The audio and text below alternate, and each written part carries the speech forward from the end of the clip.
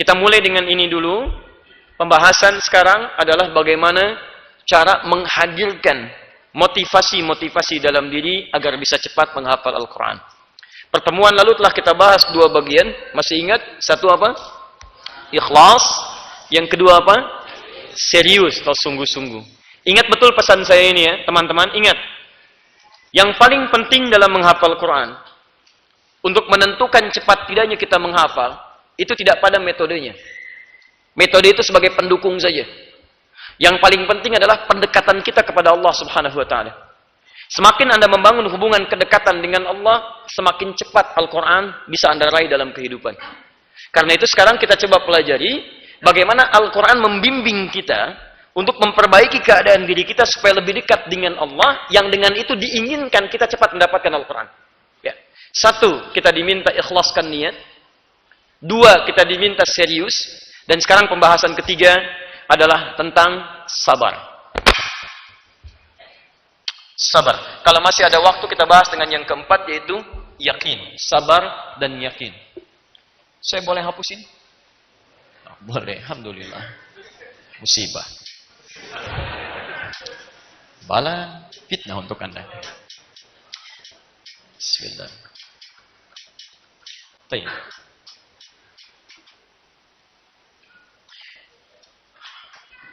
Sabar.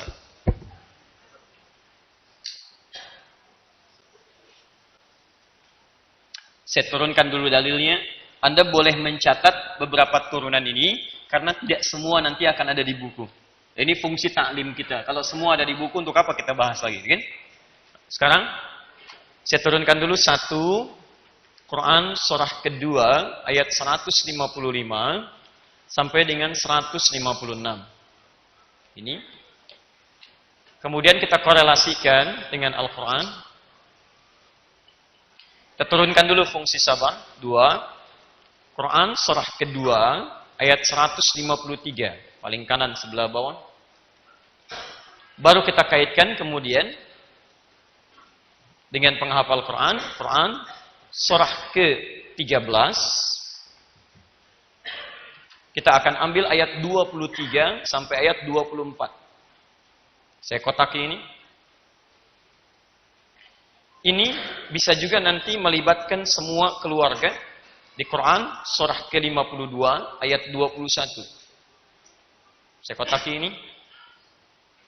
Teknisnya nanti bisa diatur di hadis Nabi sallallahu alaihi wasallam, hadis riwayat At-Tirmidzi. Nomor hadis 2915. Jadi kita bacakan. Apa hubungan dengan penghafal Quran dan motivasi kita untuk menghafalkannya? Maka ada pada yang kelima di Quran surah ke-35 Fatir ayat 32 sampai 33. Saya bulati yang ayat 33, saya berikan kotak yang ini. Dari semua korelasi ini lahirlah kemudian tema kita tentang sabar dalam menghafal Al-Quran. Tahan sampai sini. Kita mulai penjelasannya pelan-pelan. Bismillah. Saya mohon izin untuk menyampaikan dengan lebih lambat sehingga suara saya bisa didengar dengan baik dan mudah untuk dipahami. Baik, bismillahirrahmanirrahim. Bagian pertama. Teman-teman sekalian, sudah fitrah dalam kehidupan bahwa setiap yang hidup itu akan diuji oleh Allah Subhanahu wa taala untuk menjalani aktivitas dalam kehidupan. Setiap kita pasti akan beraktivitas. Tidak ada yang hidup yang tidak beraktivitas. Sepakat sampai sini? Sudah, itu dalilnya sudah cukup. Tidak hanya dengan nakli, dengan dalil dari Al-Quran atau Sunnah, dengan akal pun bisa kita pahami. 2, orang yang cenderung beraktivitas, maka akan menghadapi tantangan-tantangan dalam aktivitas itu. Dalam bahasa Quran disebut dengan ujian sifatnya. Baik, Anda yang belajar, tentu tantangannya mesti menghafal. Ujian Anda menghafal. Ujian Anda kemudian belajar. Ujian Anda mesti beli perangkat pelajaran. Demikian Anda yang bekerja, Anda yang menikah, Anda yang berkeluarga. Semua orang yang hidup beraktivitas pasti dihadapkan pada ujian. Turunlah Quran surah kedua ayat 155. Walanabluwannakum bisyai'. Setiap kalian yang hidup akan diuji dengan berbagai persoalan kehidupan. Bukan ingin menjadikan hidup kalian penuh dengan persoalan, tapi ingin meningkatkan kualitas dalam kehidupan. Perhatikan cara memahaminya. Kalau Anda sedang punya masalah dalam kehidupan, bahasa Al-Qur'annya, kata Allah, saya turunkan masalah ini bukan ingin membuat kehidupan Anda bermasalah, bukan. Tapi untuk meningkatkan kualitas kehidupan Anda. Sebab kalau tidak diuji, hidup Anda gak akan berkualitas. Bukankah anak SD kalau tidak ada ujian gak akan naik SMP? Bukankah anak SMP tidak akan teruji keilmuannya kalau tidak ada ujian? Bukankah calon suami kalau tidak diuji di awalnya, tidak ada komitmen untuk pernikahannya? Jelas sampai sini? Baik, maka perhatikan baik-baik. Ketika saya uji itu, saya berikan rahasia besar untuk bisa menjalani ujian itu dengan penuh kedamaian. Bahkan nanti, ada orang yang ketika dapat masalah, dia malah gembira. Umumnya orang dapat masalah gelisah, orang ini saking taunya, dia malah gembira. Apa rahasianya? Kita nanti lihat setelah menunaikan salat Isya berjamaah. Subhanakallahumma wa bihamdika asyhadu an la ilaha illa anta astaghfiruka wa atubu ilaik. Assalamualaikum warahmatullahi wabarakatuh. Bismillah. Assalamualaikum warahmatullahi wabarakatuh. Alhamdulillah wassalatu wassalamu ala Rasulillah wa ala alihi wa sahbihi wa man wala wa ba'd. فيا عباد الله أوصي نفسي وإياكم بتقوى الله فقد فاز المتقون فلا تموتن إلا وأنتم مسلمون. Alhamdulillah teman-teman sekalian dan pemirsa Akhir TV dimanapun Anda berada, kita atau kami di sini telah menunaikan salat Isya berjamaah beserta amalan sunnahnya, dan kita semua bermohon pada Allah Subhanahu wa taala semoga salat dan terkhusus doa-doa kita diterima dan diijabah oleh Allah Subhanahu wa taala. Kami mengingatkan kepada pemirsa dimanapun Anda berada untuk senantiasa memperbanyak doa kita, terkhusus bagi saudara-saudari kita yang memang betul-betul membutuhkan doa. Saya, teman-teman, sebelum kajian tadi menerima berita dari salah seorang syekh dari Jeddah, ya, sahabat kami, beliau juga ahli Al-Quran dan seterusnya, mengirimkan video tentang Ghuttah. Ghuttah itu suatu daerah di kisaran Syria yang beberapa hari ini dibombardir habis, teman-teman sekalian. Habis luar biasa. Ada anak yang kejepit, ada yang batuknya keluar darah. Dan kami disampaikan video langsung dari sana. Dari satu bunker dengan tanah, ada 2-3 orang ibu, kemudian memegang anak-anak yang masih kecil, dan dia miris menyampaikan permintaan bantuan kepada dunia, khususnya saudara-saudarinya sesama muslim. Dia katakan, kami berserah diri kepada Allah, tapi ini juga ujian bagi Anda teman-teman kami. Siapa yang mau mendoakan kami? Kami tidak ada makanan di sini, nggak ada minuman, semua dihancurkan habis. Dan kita sepi sekarang. Dan saya pantau media sosial, Masya Allah, beberapa yang sering saya lihat, kadang-kadang kita perhatikan, kenapa malah diributkan dengan persoalan-persoalan yang tidak penting. Ribut ini, berselisih itu, sementara hal yang butuh perhatian kita luput di dalamnya. Maka saya ingin mengajak pada kita semua, mari kita sudahi hal yang tidak penting dalam kehidupan. Ribut masalah ini, itu lupa bahwa anak-anak kita di Sinabung, saudara-saudari kita butuh perhatian. Siapa yang mengirimkan bantuan ke sana? Yang di Asmat butuh bantuan. Beberapa tempat di Indonesia butuh bantuan. Sampai mungkin kita lupa mendoakan yang di Palestina dan sebagainya. Karena itu saya sarankan, yuk kita buang segala hal yang tidak penting. Kita hadirkan yang penting-penting dan damailah kehidupan kita di situ. Minimal saat tidur kita beristirahat dengan tenang. Baik, kita lanjutkan kemudian bahasan kita. Masih dalam sesi Al-Quran Sunnah Solution.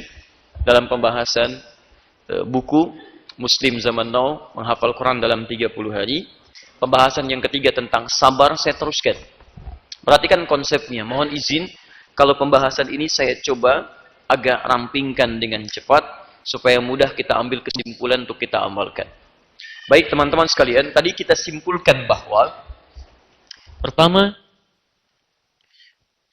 fitrah dalam kehidupan pasti setiap manusia yang hidup menjalani aktivitas. Sudah pasti. Dua, setiap aktivitas akan berhadapan dengan tantangan yang kadang diistilahkan dengan ujian untuk meningkatkan mutu kehidupan dan kualitas hidup kita. Kemudian, ada cara dalam Al-Quran supaya saat menghadapi tantangan ujian kehidupan itu, dimanapun adanya, kita bisa menghadapinya dengan penuh rasa riang dan gembira. Bukan tenang lagi, tapi gembira. Gembira. Jadi ada orang yang punya masalah, malah gembira. Kaidah standar kehidupan dunianya, punya masalah itu gelisah. Tapi yang ini beda, punya masalah tapi gembira. Siapa dia? Perhatikan ujung ayatnya di ayat 155 surah yang kedua Al-Baqarah. Paling kiri sebelah atas. Perhatikan, wabasyiris sabirin. Wabasyiris sabirin. Berikan kabar gembira, berikan kabar gembira pada orang-orang yang sabar. Masya Allah. Fokus teman-teman. Perhatikan di sini. Ketika Anda hidup, saya bikin persamaannya, Anda menjalani kehidupan, maka Anda akan menjalani aktivitas di level manapun kehidupan Anda. Entah itu level sebagai individual kehidupannya, atau sosial, dengan masyarakat, lingkup keluarga, dan seterusnya. Maka Anda pasti beraktivitas. Setiap aktivitas persamaannya akan berhadapan dengan ujian untuk meningkatkan mutu kehidupan. Sekarang perhatikan. Jika Anda ingin merasakan nyaman, tenang saat menghadapi ujian ini, berupa tantangan ini, saya tidak suka menyebut dengan hambatan, karena Allah menurunkan ujian bukan untuk menghambat hidup kita. Tapi menantang kita, di-challenge kita oleh Allah. Ayo nih, saya mau tingkatkan mutu hidup Anda, mau nggak? Saya bukan ingin hambat Anda. Kalau ingin bertahan di situ, silahkan, saya nggak akan uji. Kalau pengen terus di SD, nggak naik-naik, silahkan aja. Nggak akan dikasih ujian, terus saja di SD. Silahkan, kan? Tapi hadirkan tantangan. Ini, maka cara menghadapi ini, wabasyiris sabirin, hadapi dengan sabar. Maka orang yang bisa menghadapi ini dengan sabar, dahsyatnya, dia bukan gelisah ketika datang ujian. Hebatnya, dia malah gembira dengan datangnya ujian. Gembira. Umumnya kalau gembira itu perasaannya senang atau gelisah? Senang. Umumnya positif atau negatif? Jadi bagi orang sabar, ujian itu positif, bukan negatif. Makanya gembira dia. Sekarang cek, teman-teman sekalian. Berapa kali kegembiraan hadir ketika Allah hadirkan ujian dalam kehidupan Anda? Pernah nggak punya perasaan gembira ketika sandal Anda hilang di masjid? Pernah nggak punya perasaan gembira ketika gaji Anda telat misalnya 3 hari? Pernah nggak ibu punya perasaan gembira ketika uang belanja tertahan 1 pekan? Bisa? Ada nggak perasaan itu? Atau jangan-jangan kita banyak mengeluhnya? Padahal ketika Allah menguji, lihat persamaan Qur'annya. Mustahil Allah uji pada hamba yang tidak sanggup menjalani ujian itu. Quran surah kedua, ayat 286. La yukallifullahu nafsan illa wus'aha. Perhatikan persamaannya. Makanya Anda turunkan beberapa turunan Qur'annya, supaya bisa kita pelajari dan terapkan dalam kehidupan. La yukallifullahu nafsan illa wus'aha. Allah tidak mungkin memberikan ujian di luar batas kemampuan yang diuji itu. Jadi kalau Anda diberikan ujian oleh Allah, itu artinya Anda mampu mengatasinya. Karena Allah tidak akan mungkin menurunkan ujian pada yang tidak mampu. Silahkan cek, mau ujian ringan, Anda mampu. Alhamdulillah. Anda ujian berat, pasti mampu. Sangat berat, Anda mampu.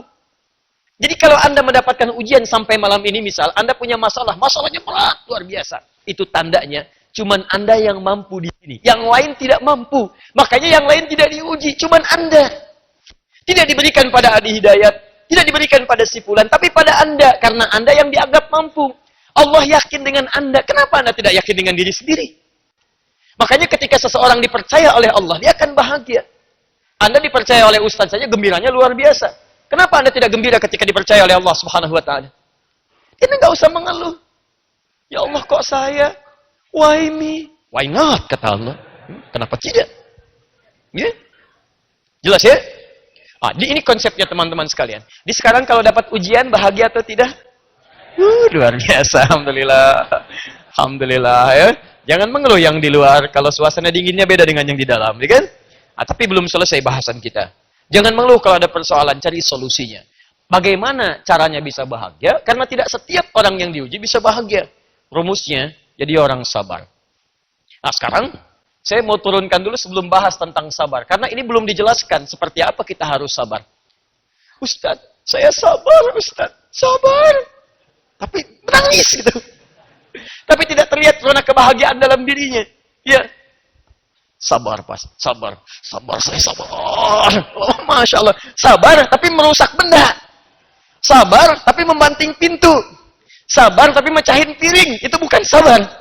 Kita nanti turunkan beberapa penjelasan apa yang dimaksud dengan sabar di sini. Tapi saya simpan dulu penjelasan ini. Saya pengen turunkan dulu begini. Sekarang lihat baik-baik. Allah turunkan dulu keterangan pada kita. Kenapa Anda mesti sabar menjalani aktivitas ini?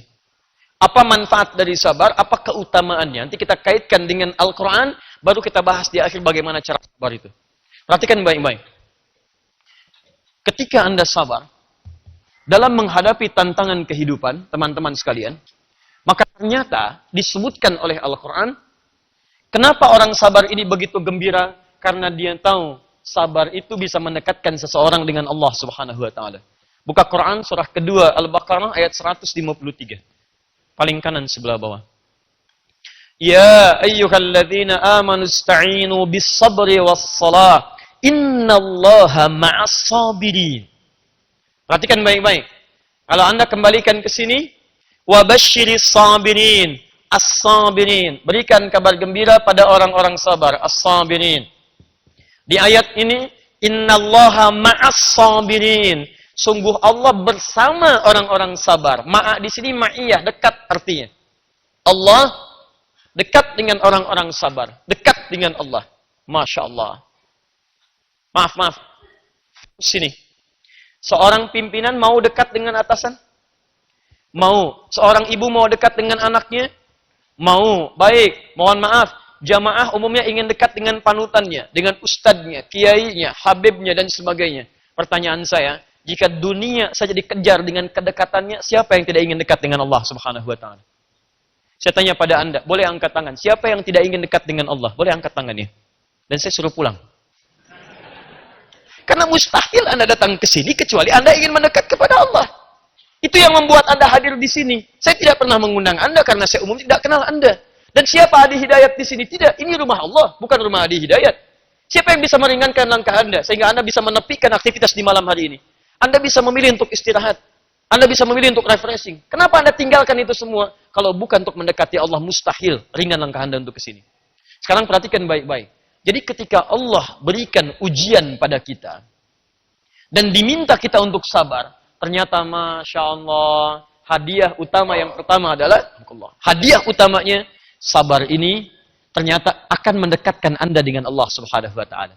Jadi ketika Allah turunkan ujian kepada Anda, sebetulnya bukan ingin membuat Anda bermasalah, tapi akan mendekatkan Anda kepada Allah Subhanahu wa Ta'ala. Hei yang mau dekat, sini, saya berikan ya. Dengan itu dekat dengan saya. Dengan itu dekat dengan saya. Paham sampai sini?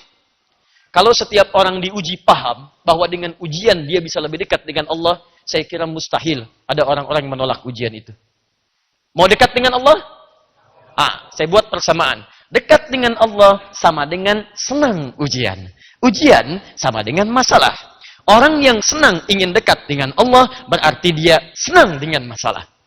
Pertanyaan saya, siapa yang ingin punya masalah? Boleh angkat tangan? Ulang, siapa yang ingin dekat dengan Allah? Boleh angkat tangan? Masya Allah. Turun, siapa yang ingin punya masalah? Anda ini nggak konsisten. Kalau Anda ingin dekat dengan Allah, artinya Anda harus senang dengan masalah. Karena jalan menuju Allah itu dengan masalah. Kalau nggak ada masalah, bagaimana ada pahalanya? Kalau tidak ada masalah, bagaimana membangun kedekatannya? Siapa yang ingin masuk SMP, dia harus dengan melewati ujian. Siapa yang mau masuk kampus, dia harus tes dulu. Mustahil masuk kampus kalau nggak ada tes untuk mengawalinya. Jadi artinya orang yang ingin masuk ke kampus, dia sudah siap dengan ujian dan tesnya. Paham? Ingin punya masalah atau tidak? Ayo, renungkan sampai malam nanti ya. Sekarang, perhatikan sini. Saya belum sampai pada ahli Quran. Nanti ada yang paling dahsyat yang ingin saya sampaikan. Sekarang, persamaan berikutnya. Lihat. Hidup sama dengan aktivitas. Aktivitas sama dengan ujian. Ujian sama dengan sabar. Sabar sama dengan dekat dengan Allah Subhanahu wa Ta'ala. Orang yang hidup, yang ingin dekat dengan Allah, dia pasti akan menerima ujian. Dan dia senang dengan ujian. Fokus. Kalau dekat dengan pimpinan, akses mudah tidak? Mudah ya? Fasilitas lengkap tidak? Lengkap, Masya Allah. Perhatikan baik-baik. Kalau orang dekat dengan Allah, apa yang tidak mudah bagi Allah? Makanya ketika ada orang dekat dengan Allah, surganya pun spesial. Saking dekatnya, semua malaikat diminta menyambut orang-orang ini di semua pintu surga. Semuanya. Dan hebatnya, orang yang lulus ini nanti ada yang bisa membawa bapaknya, membawa pasangannya, membawa keluarganya, anak cucunya, dirangkul untuk masuk ke dalam surga. Dan ketika masuk ke dalam surga, Allah perintahkan malaikat untuk menyambut mereka semua di setiap pintu surga. Saking dekatnya dengan Allah, semua malaikat diperintahkan. Perhatikan baik-baik. Quran surah 13, ayat ke-24-nya. Kalau mau dibuka dari ayat 23, silahkan. Jannatu adnin yadkhulunaha. Ada orang-orang yang akan masuk ke dalam surga Aden. Wa man salaha min abaihim, dan dia menarik bapak-bapaknya yang saleh. Maksudnya bapak-bapaknya dia, ya, yang barangkali mohon maaf amalnya biasa-biasa tapi sering meninggalkan maksiat, tarik sama anaknya. Fokus. Wa azwajihim, pasangan-pasangannya. Nanti kita lihat amalannya apa orang ini. Jadi kalau suami narik istrinya, istri narik suaminya sepanjang tidak melakukan dosa besar. Wa dzurriyyatihim, dan anak keturunannya. Jadi ada aulad, ada dzurriyyah, itu beda. Kalau aulad itu anak langsung. Quran surah kedua Al-Baqarah ayat 233, paling kanan sebelah bawah. Seorang ibu menyusui anaknya, bahasanya aulad. Wal walidatu yurdi'na auladahunna. Ibu memberikan ASI pada anak yang baru dilahirkannya. Berikan ASI-nya. Itu aulad namanya. Tapi kalau dzurriyyah, anak Anda punya anak lagi, punya anak lagi, punya anak lagi. Sampai kehidupan berakhir, keturunan Anda ada. Dia muslim, dia beriman pada Allah, meninggalkan dosa besar. Itu bisa dirangkul. Maksud saya, ada keluarga besar, semuanya masuk ke dalam surga. Pada saat itu Allah perintahkan malaikat sambut mereka di setiap pintu surga. Perhatikan bahasa saya belum sampaikan pada Anda apa amalan keluarga besar ini. Tapi yang mau saya sampaikan, kalimat sambutan malaikat dibuka dengan kalimat, lihat ayat 24-nya. Salamun alaikum bima sobartum. Selamat, kalian bisa masuk surga karena sabar saat menjalani kehidupan di dunia itu. Sabar. Ternyata sabar itu saat Allah hadirkan di dunia, lewat persoalan-persoalan di hidup. Masalah itu bukan menjadikan hidup Anda bermasalah, bukan. Tapi ternyata masalah itu bisa mengantarkan Anda ke surga terbaik yang Anda bisa masuki. Siapa di antara antum yang tidak mau disambut oleh para malaikat? Siapa yang tidak ingin dekat dengan Allah? Dan ahli sabar masuk surganya spesial. Disambut semua malaikat, dikatakan salamun alaikum bima sabartum. Wal malaikatu yadkhuluna alaihim min kulli babin. Malaikat masuk kepada mereka, menyambut di setiap pintu surga. Salamun alaikum bima sabartum fa ni'ma uqbad dar. Selamat ya, bisa masuk ke sini, tempat yang paling enak dan abadi. Kalian telah sabar saat di dunia. Jadi, perhatikan. Fokus ke sini. Apa hubungan dengan para penghafal Al-Qur'an? Jika urusan dunia saja yang bisa membuat Anda lancar dalam urusan kehidupan dunia, bisa mendekatkan Anda dengan Allah, disambut di surga, maka bagaimana dengan orang-orang yang menghafal Al-Quran? Bukankah Al-Quran firman Allah? Otomatis Anda menghafal firman-Nya, artinya Anda mencoba mendekat jauh kepada Allah dibandingkan yang lainnya. Ada orang ingin dekat dengan Allah, tapi lewat dunia, cari pekerjaan yang halal, lewat rumah tangga, lewat belajar. Yang ini mendekat kepada Allah lewat kalamnya langsung, dia hafalkan kalam Allah subhanahu wa ta'ala. Jadi kalau aktivitas biasa saja butuh sabar, apalagi menghafal Quran. Paham maksudnya? Jadi kalau kita datang ke sini aja sabar, bekerja aja sabar, sekarang pencuri aja sabar, Pak. Pencuri bisa sabar. Saya sering ilustrasikan, ada 3 orang nih. Satu bosnya, yang kedua anak buahnya, yang ketiga anak baru nyuri. Sedang praktek. Tiba-tiba yang baru sedang diuji, nyuri motor. Begitu mau nyuri agak kesulitan. Bos, susah. Kata bosnya, sabar, terusin, sabar. Orang nonton bola bisa sabar. Nunggu sampai malam. Wah, MU nih, MU lawan Sevilla. Masya Allah. Padahal 0-0. Coba cek, saya nggak nonton, nggak ada kerjaan. Walaupun saya tahu hasilnya. Madrid menang 3-1 lawan PSG kemarin. Kira-kira Neymar yang mau masukin, ternyata bukan. Masya Allah, pertama PSG 1-0, dibalas kemudian oleh Ronaldo. Penalti sih, bolanya agak ngangkat dikit, agak aneh juga tuh. Belum lihat udah ngangkat ya. Saya tahu tapi saya nggak nonton, nggak ada kerjaan beneran. Kedua pakai dengkul ya, ketiga kemudian Marcelo, ya operan kemudian dari kiri, set diterima langsung tembak. Apa sih? Tapi saya tidak nonton, nggak ada kerjaan. Nggak ada kerjaan, ngabisin waktu di situ. Kenapa? Anda bisa sabar nonton bola, kenapa Anda nggak bisa sabar dengan tahajud? Orang maksiat bisa sabar, kenapa Anda taat tidak bisa sabar? Dan kesabaran tertinggi adalah kesabaran saat menghafal firman Allah Subhanahu wa taala. Karena Anda langsung berhadapan dengan Sang Pencipta di situ. Menghafal firman-Nya. Kalau urusan untuk dunia bisa sabar, kenapa urusan untuk firman Allah kita tidak bisa sabar? Makanya orang-orang yang sabar dari penghafal Quran diberikan ayat spesial di dalamnya. Perhatikan baik-baik. Buka Quran surah 13 tadi, ayat 23 sampai 24. Tinggalkan bolanya. PSG menang, PSG menang, PSG menang, menangis. 3-1. Tapi Persija menang kemarin dia, 3-0. Baik. Alhamdulillah. Persija itu mana ya? Jakarta ya? Ah, Jakarta. Alhamdulillah. Gubernurnya siapa? Ah, alhamdulillah. Halo? Sudah di sini. Sini sudah. Di sana ada Real Madrid, di sini ada Real Masjid. Di sana ada best player, di sini ada best player. Di sana main, sini sholat. Di sana Madrid, sini masjid. Kita ada tawaran, siapa yang mau mendekat kepada Allah Subhanahu wa taala? Sekarang perhatikan. Quran surah ke-13 ayat 23. Lihat ayatnya. Bukankah di situ disebutkan jannatu adnin yadkhuluna? Ada orang-orang yang masuk surga Aden. Masya Allah. Indah sekali. Jannatu adnin. Masya Allah. Yadkhuluna.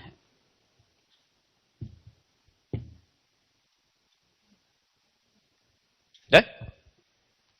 Sekarang buka Quran surah ke-35 Fatir ayat 32 sampai 33. Anda lihat ayat 33-nya yang saya bulat ini sebelah kiri paling atas. Kiri.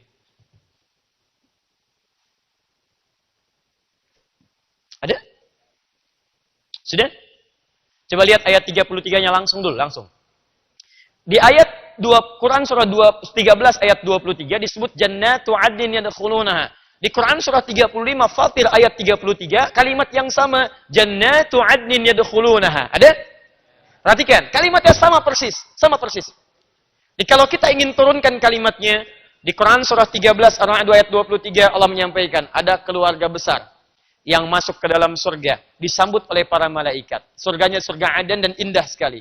Siapa di antara keluarga besar itu? Ditafsirkan di Quran surah 35 ayat 33. Jannatu 'adnin yadkhulunaha yuhallawna fiha min asawir. Ada orang-orang yang masuk surga Aden sekeluarga besar, tapi bukan kalangan biasa. Bukan kalangan biasa. Karena keluarga besar ini akan dipimpin oleh orang-orang yang dihiasi dengan perhiasan yang luar biasa. Yuhallawna fiha min asawir. Masya Allah.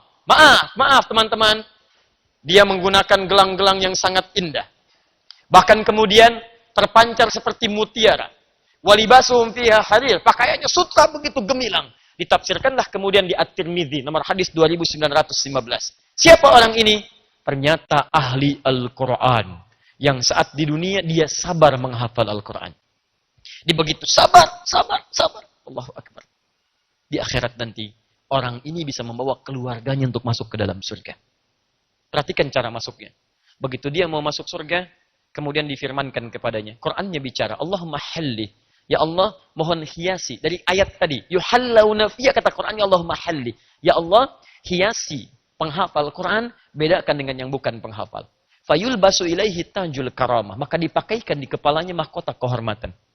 Saat dipakaikan itu dipanggil kedua orang tuanya. Kembali ke Quran surah 13 ayat 23. Waman salaha min abaihim. Bapak ibunya yang soleh dipanggil. Yang tidak bermaksiat, yang tidak melakukan dosa besar. Sepanjang dia ada iman dalam dirinya. Perhatikan, fadilah penghafal Quran dengan izin Allah, Quran memberikan syafaat pada dirinya. Dipanggil orang tuanya, diperintahkan untuk diberikan mahkota berbeda, anaknya penghafal Quran diminta memakaikan mahkota itu di kepala kedua orang tuanya. Kata Nabi, cahayanya lebih terang dibandingkan dengan cahaya mentari yang masuk ke dalam rumah kita. Perhatikan, ada anak penghafal Quran. Dan hafalnya luar biasa. Begitu di akhirat sebelum masuk surga dipanggil. Berikan mahkota di kepalanya, panggil orang tuanya. Setelah itu, hei, pakaikan mahkota ini di kepala kedua orang tuamu. Orang tua mana yang tak bangga pada saat itu diumumkan di semua makhluk alam semesta. Pertanyaan saya, apa yang sudah Anda siapkan untuk pertemuan di hari nanti? Makanya wajar, saya tuh sering kali merenung. Mungkin ini rahasianya ya Allah. Anak-anak Palestina, kemudian mereka cepat kembali kepadamu. Wafat, anak-anak Syria. Karena mungkin dari kecil dia sudah jadi ahli Quran. Hafal Quran, rata-rata 30 juz. Yang sedikit 15 juz, 12 juz. Mungkin Allah sayang dengan mereka, cepat pulang kamu. Sesuai dengan ajalnya. Ini di alam kubur lebih enak. Di akhirat lebih bagus. Kan saya sering katakan pada Anda, canda anak kecil para penghafal Quran di Palestina sekitarannya, itu kalau sudah 30 juz, dia candai temannya. Nanti kalau saya sudah di atas, kamu di bawah, saya dadahin ya. Anda ada di mana? Duhai teman-teman yang banyak mengejar dunia, tidak salah. Tapi pernahkah dunia itu Anda gunakan untuk meraih kemuliaan akhirat Anda? Ini poinnya.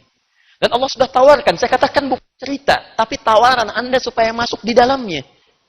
Dan ketika diberikan mahkota itu, kata Qurannya Allahumma zid.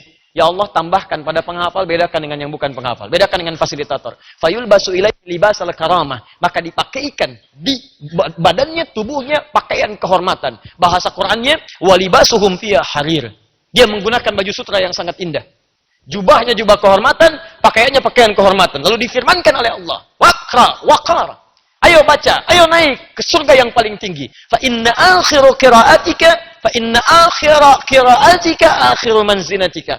Akhir bacaan Qur'anmu yang biasa engkau bacakan di dunia, itulah tempat tinggalmu. Jadi begitu dia baca, naik, semakin naik, beda levelnya. Semakin naik, bertampak keindahannya. Dia ada level naik. Dan bacaannya pun tartil. Karena ketika dilihat indah. Gak mau lepas dari situ. Cuman ketika dia baca, dari awal ya, gak bisa dibalik. Ya Allah, dari Anas bisa enggak? Gak bisa. Dari awal. Dia begitu naik, akhir bacaan, begitu berakhir, disitulah tempat tinggal yang tertinggi. Dan hebatnya, dia gandeng bapak ibunya. Kalau dia suami, gandeng istrinya. Kalau dia istri, gandeng suaminya. Dan dia gandeng keturunan-keturunannya. Sekarang pertanyaannya, ada tawaran dari Allah untuk memasukkan Anda satu keluarga besar ke situ. Hadiahnya besar. Kalau hadiahnya cuma power bank, barangkali nggak terlalu sabar Anda. Tapi ini surga, chestnya mesti kuat. Karena itu jangan salah ketika Allah tawarkan kita untuk menghafal. Anda mesti sabar di dalamnya. Karena ujian penghafal Quran lebih banyak dibanding yang lain. Ada ujian kita pesimis, ada tiba-tiba malas, ada tiba-tiba nggak ada waktu. Ingat baik-baik. Ketika Anda menghadapi tantangan seperti itu, bayangkan ayat-ayat surganya. Begitu menghafal, Al-Baqarah 282, panjang. Baru dilihat udah panjang. Ya Allah.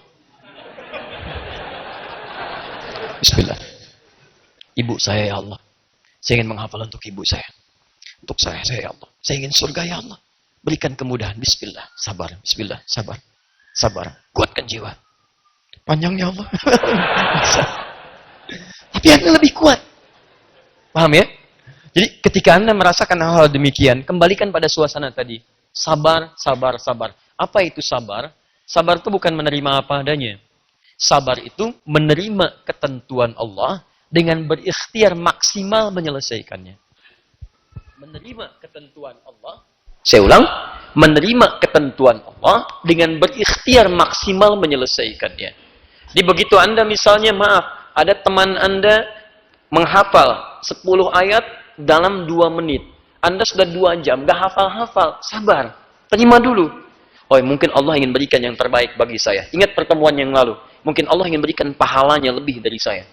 Supaya melancarkan lisan saya. Bismillah. Dan Anda jangan diam. Selesaikan masalah itu. Kenapa saya tidak bisa cepat? Bismillah. Saya cek lagi. Apa ada yang keliru nggak dari makanan saya? Ada yang keliru nggak dari niat saya? Bismillah. Perbaiki lagi, perbaiki lagi. Ketika Anda sudah bisa mengatasi itu, kadang-kadang Allah uji Anda di 1 halaman 2 hari. Tapi nanti Anda bisa dapatkan 10 halaman cuma dalam 30 menit. Bisa terjadi. Silahkan kalau nggak percaya. Anda mulai menghafal ya. Nanti Anda temukan sulit-sulit di awal tuh. Ada 1 halaman, 10 hari nggak selesai-selesai. Tapi nanti Anda akan lihat. Begitu Anda sabar melewati itu, Anda akan dapatkan hal yang luar biasa. Tiba-tiba bisa terjadi 100 halaman 10 menit. Masya Allah. Jangan ketawa dulu, cobain. Kalau Anda nggak percaya silahkan. Bedakan rasanya, rasakan bedanya, dan pasti terasa bedanya. Akan lain. Cek kalau nggak percaya. Allahu Akbar. Sabar. Jelas ya? Jadi inilah esensinya sabar ketika kita menghafal Al-Quran. Teman-teman sekalian, ketika Anda menghafal, ingat, ada kesulitan, sabar atasi itu. Terima dulu, jangan mengeluh. Jangan ada keluar kata-kata yang membuat kita berlepas diri dari itu. Kok susah ya? Kok panjang ya? Kok nggak seperti yang disampaikan Ustadz ya? Katanya cepat, tapi kok cepat lupa, ya kan? Katanya cepat, tapi kok cepat sulit untuk mendapatinya. Itulah macam-macam. Itu buang jauh-jauh. Bismillah, sabar, sabar, surga ya Allah. Ya Allah, bapak saya ya Allah, anak saya ya Allah, ibu saya ya Allah. Hadirkan itu. Tapi ini bukan paksaan. Karena turunlah kemudian Quran surah 52 ayat 21. At-Tur. Paling kiri sebelah atas. Perhatikan tawaran Quran ini. Indah tanpa memaksa. Tapi menyentuh ke dalam hati. Ingat, sesuatu yang menyentuh ke dalam hati, maka Anda dapatkan sepenuhnya.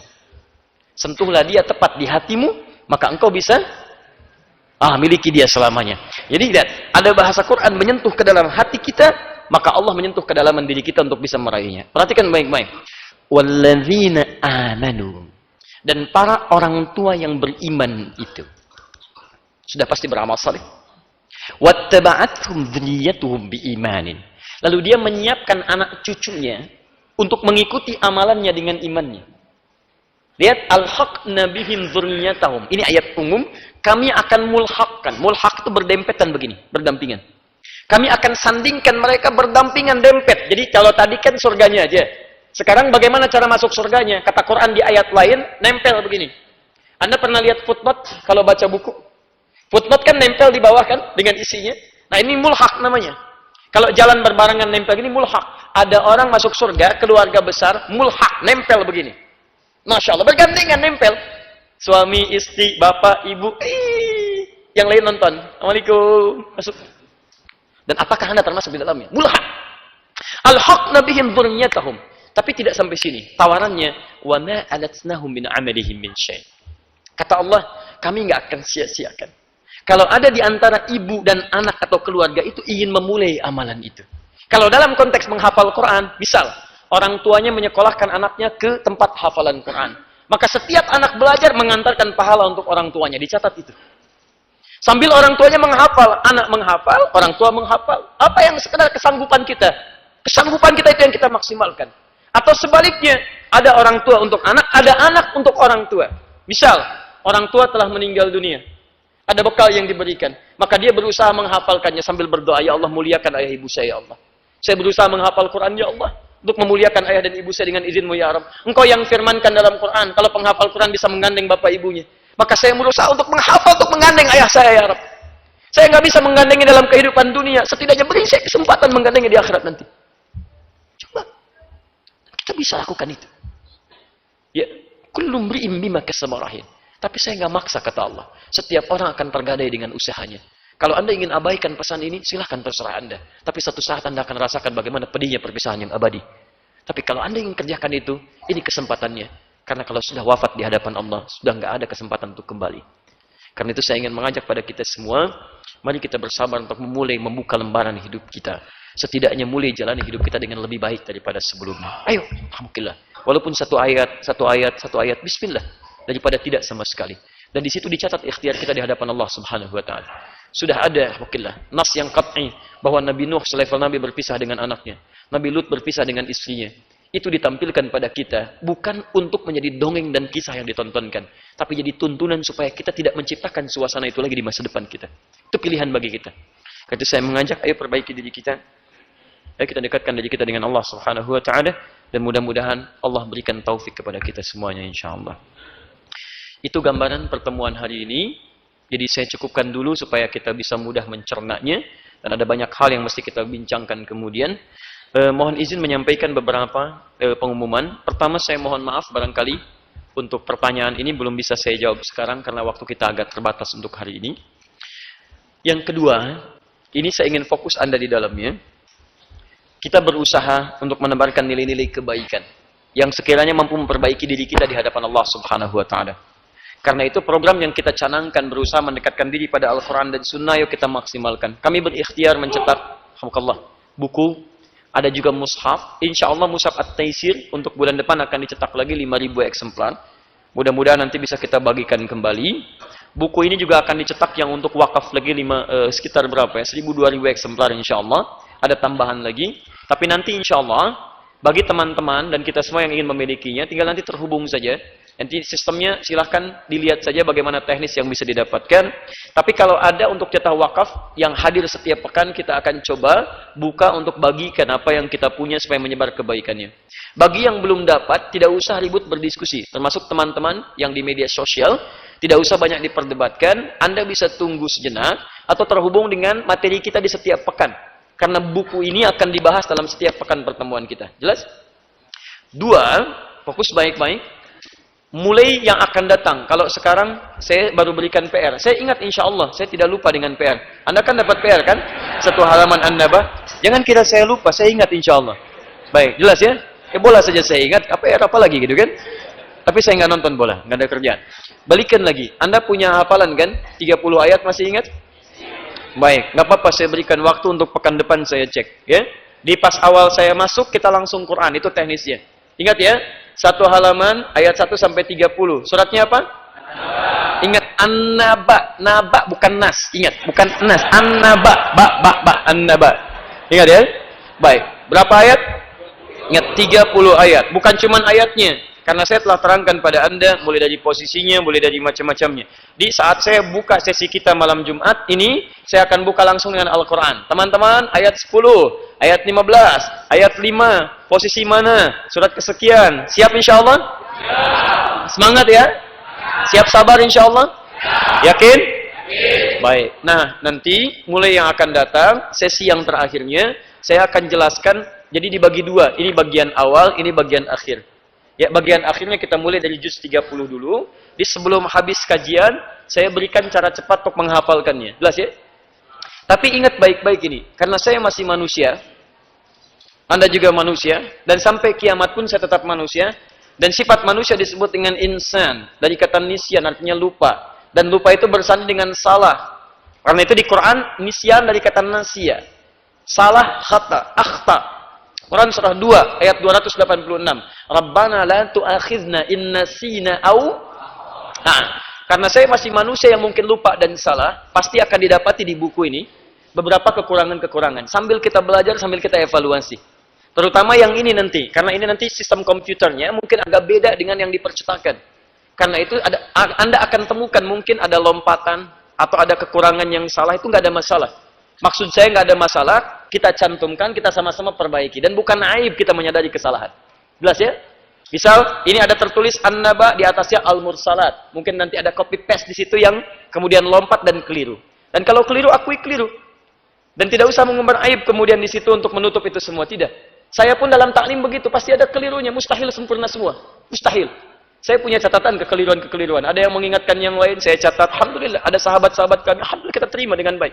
Misal saya pernah, misalnya mengimami, dan itu ayat yang biasa kita baca. Ya, qaulan karimah, saya baca qaulan ma'rufah. Dan itu qadar Allah ada dalam rekaman disampaikan. Dan saya temukan, Allahu Akbar, saya keliru. Dan di belakang tidak mengingatkan. Bisa jadi terjadi. Padahal itu ayat terus kita baca, rajin kita baca, dan kita juga sudah menghafalkannya, dan bisa keliru. Tapi kan saya tidak harus menyalahkan orang lain. Saya katakan, Imam Masjidil Haram juga keliru. Untuk apa? Bawa-bawa Imam Masjidil Haram, saya yang salah, orang lain disalahkan. Kita akui kita salah. Saya menyebut dalam riwayat Ibnu Katsir yang imam yang menuliskan kitab tafsir, padahal bukan maksudnya. Kita tahu qiraat, kita hafal qiraat, kita salah di situ, ada yang menarik. Saya menyebutkan misalnya Malik bin Anas, anak Anas bin Malik, sahabat besar, itu keliru. Dan nggak perlu banyak alasan, keliru. Unik ya, saya punya kitabnya, bahkan saya bawa. Saya tinggal di negeri Imam Malik, saya punya kitabnya yang bahasa Arab, yang bahasa Indonesia, tapi Allah masih menanamkan kekeliruan di lisan. Itu yang menarik. Kenapa? Saya pelajari, saya renungi salah satunya. Ternyata, jika ada penilaian manusia terlampau berlebihan pada seorang hamba, disitulah sifat kecemburuan Allah itu turun. Maka salah satunya adalah, saya tetap manusia. Dalam setiap paparan saya, pasti ada kekurangan di situ. Jadi, jangan terlalu berlebihan mengkultuskan seorang adi hidayat. Jangan kultuskan, karena saya manusia. Proporsional saja. Jika ada yang baik, terima. Ada yang kurang, tinggalkan. Ada yang baik di ustadz lain, itu yang diambil. Dan ketika kita manhajnya seperti itu, ringan kehidupan kita. Jangan dianggap semua pasti benar yang hadir dari dalam diri saya. Ketika orang menyimpulkan ini pasti benar, maka Allah akan titipkan kesalahan untuk diketahui bahwa dia tetap manusia. Paham ya? Itu bukan aib dalam kehidupan kita. Sepanjang itu bukan pemikiran-pemikiran. Kalau salah nama kan gampang, bisa direvisi. Ini nama yang benar, apa salahnya? Tapi kalau pemikiran, itu yang tidak tepat. Dan tidak mudah bagi seorang ustadz untuk mengatakan saya keliru, tinggalkan saya. Saya ambil contoh begini. Saya keliru mengatakan Imam Malik, anaknya Anas bin Malik, sahabat besar. Sekalipun saya hafal dan tahu turunan-turunan, tapi bisa keliru. Dan kita katakan, itu salah ya. Tolong jangan ambil yang ini, itu salah. Banyak orang kemudian berbicara begini-begini, dan saya melihat beberapa bagiannya. Nah sekarang, bisakah bersikap adil dalam persoalan ini? Dalam satu poin yang sangat penting. Saya keliru dalam penyebutan nama, tapi semua sepakat bahwa Imam Malik menunaikan kunut. Lalu Anda mengatakan kunut bid'ah. Bahkan bid'ahnya dengan tersesat. Dan tidak tepat kemudian bermakmum di belakang orang kunut. Anda menyoal Imam Malik dengan namanya, dan kemudian kita meralat bahwa itu salah. Sekarang saya meminta pada Anda, bisa nggak melakukan yang sama dengan apa yang saya sampaikan? Anda meralat bahwa orang yang kunut itu bukan bid'ah. Anda mengatakan tidak semua orang kunut itu salah. Anda boleh tidak kunut, tapi jangan katakan orang salah ketika dia kunut. Sebab ketika Anda menyebutkan bid'ah Imam Malik pun sebut Anda bid'ah. Anda menyebut kesalahan di penyebutan nama, tapi Anda sendiri salah dalam menyimpulkan hukum. Salah menyimpulkan hukum lebih berat dibandingkan dengan salah ketika menyebutkan satu nama. Walaupun itu bukan alasan dalam kehidupan. Paham?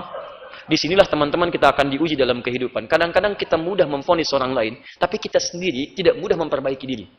Itu poin besarnya. Tapi itu bukan alasan untuk mengatakan bahwa seorang Adi Hidayat salah. Jadi, kalau Anda menemukan kesalahan pada diri saya, cepat sampaikan. Lalu saya perbaiki, saya lihat. Kalau memang keliru, saya akan katakan, ini keliru ya, tolong tinggalkan ini. Tapi kalau benar, tidak perlu Anda publish kemana-mana. Karena itu titipan Allah yang bisa kita amalkan. Ya, jelas di sini? Itu yang terbaik. Dan saya punya sahabat-sahabat yang luar biasa. Saya punya sahabat dari teman-teman di Salafi, Ustadz Abdullah Soleh Hanrami, itu orang baik. Ilmunya luar biasa. Jadi ketika saya salah menyampaikan, itu beliau tulis SMS. Beliau sampaikan, Ustadz, Syekh, saya lihat video ini antum menyebut Malik anaknya Anas sahabat besar. Mohon pencerahannya. Beliau tidak mengatakan saya keliru. Mohon pencerahannya. Sedang Masya Allah, akhlaknya luar biasa. Dan bagaimana Allah menitipkan bagian-bagian itu dalam kehidupan kita. Artinya di situ, teman-teman sekalian, pesan saya terakhir. Subhanakallahumma wa bihamdika asyhadu an la ilaha illa anta astaghfiruka wa atubu ilaik.